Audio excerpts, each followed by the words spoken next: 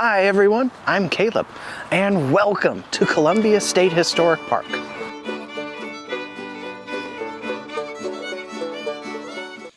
Have you ever wondered what happened when a gold miner got sick or hurt? Let's ask our doctor. I am actually the doctor, the dentist, the apothecary, and the barber. Do it all.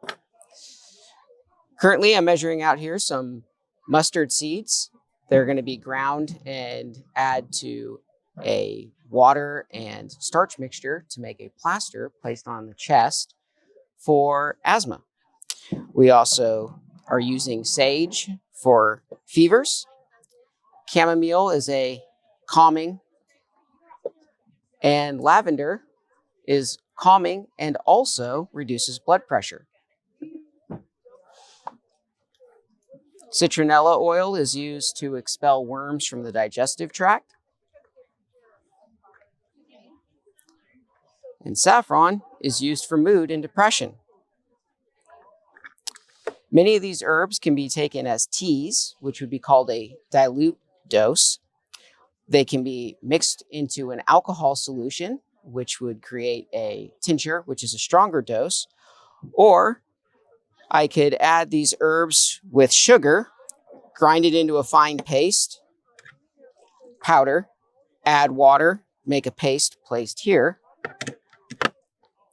which is then used to create pills, allowed to dry, tinned up, and sent home. Cloves are also used for many things, one of which is ground into a powder and placed on sore teeth. Today, toothaches. When that doesn't work, we have the tooth key. Tooth is placed between the hook and the cam. Catch on there tight and give a good quick twist to remove the tooth. Sometimes molars might need a little bit more. You see here is a flat edge and a round edge. We can put that flat edge right there on the molar and give a good crack the tooth.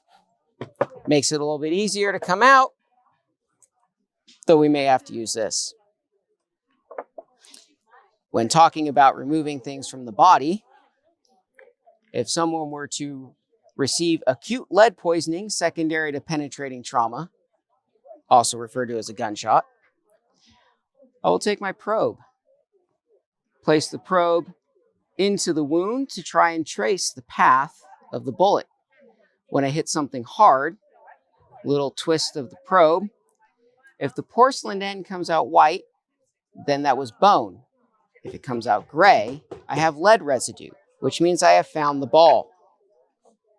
We'll then stick this in there, feel around, hit something hard, and withdraw the bullet. It's important to look at the clothing to see what the whole of the clothing looks like and is there fabric attached to the ball. If not, we might have to dig around some more because we know that fabric left in a wound will fester. Speaking of festering, if you have gangrenous or dying tissue, or you have a shattered bone, because we can set and splint broken bones, but we can't really do anything about shattered bones. We're going to have to amputate. So we know two things. The more limb you leave the patient, the better the outcome. Dissection of a joint also leads to a better outcome. So dependent on the injury and the placement of the injury will depend on how the procedure is done. Now, a lot of people think that we're going to give you a shot of whiskey and have you bite down on leather. That is actually not the case. We have been using opiates like opium since the 1600s and have just started using morphine in 1806.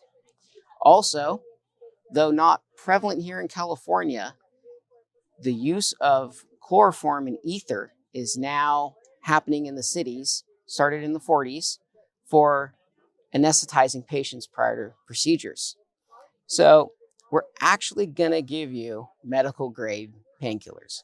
Alcohol thins the blood. We really don't want to do that prior to a procedure such as this. So then, with the patient thoroughly not caring what's happening, we'll apply a tourniquet and screw to tighten. Once the distal pulses have left, we know that we've constricted the blood flow, a little bit more of a crank to be sure. And then we take the knife. The knife will then be placed into the tissues to the bone, brought around in an arcing circle on both the anterior and posterior aspects of the limb. We'll take that 2 flaps of skin, pull back the skin and the muscle like rolling your sock down your ankle. We'll then dig into the tissues to look for the blood vessels, hook the vessels to pull out, to ligate. Fancy term for, we're going to tie the blood vessel off. I need to tie off the arteries and the major veins. Then we need to remove the membrane from the bone. Bones have a membrane. It's like their own little skin, and it moves.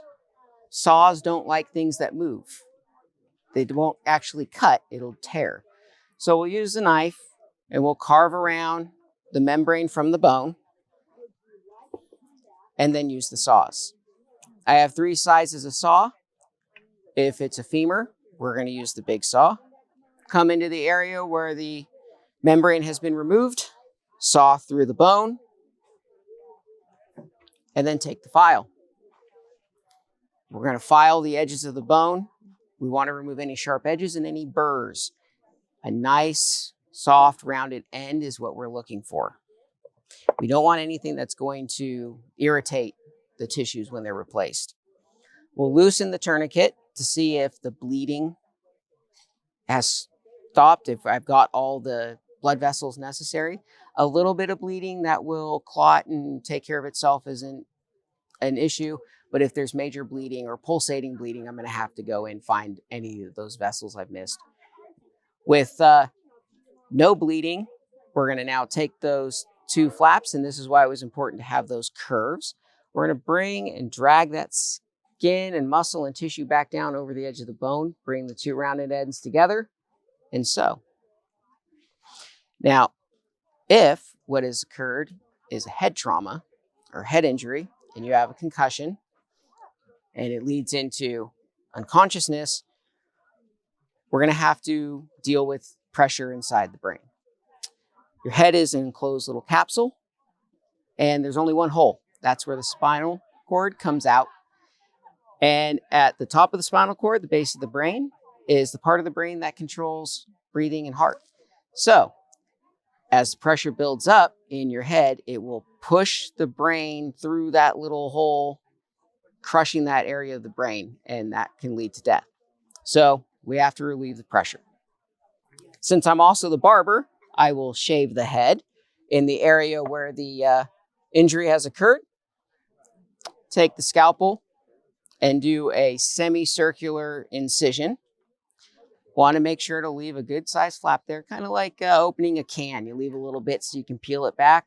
That's exactly because we're now going to peel the scalp away from the skull.